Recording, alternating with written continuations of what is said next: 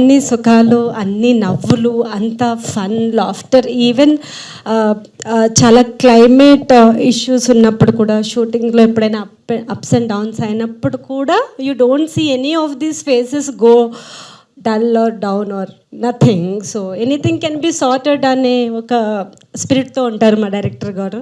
Anything can be sorted with smile అనే స్పిరిట్తో ఉంటారు మా ప్రొడ్యూసర్ గారు. So it's such a lovely combination. I'm truly blessed అండి. Sir, I still remember the day I came for the audition. You did not audition me. So నేను బయటకు వచ్చాక casting manager అడిగారు నన్ను, బాగా చేసావమ్మా అని.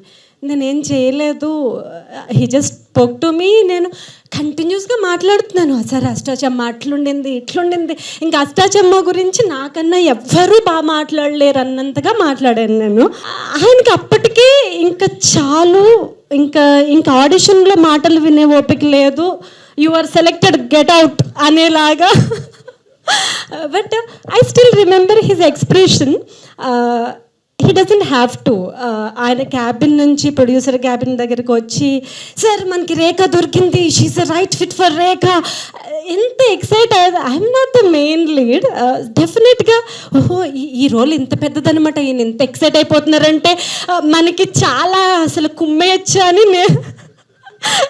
అండ్ ఐఎమ్ ట్రూలీ ఆడిషన్ రోజే నా కడుపు ఫుల్ నిండిపోయింది sir. Because the kind of attention I got for Rekha, I'm so happy as an actor. And ఆయన అప్పుడే చెప్పారు acting how he wants it to be and everything అని.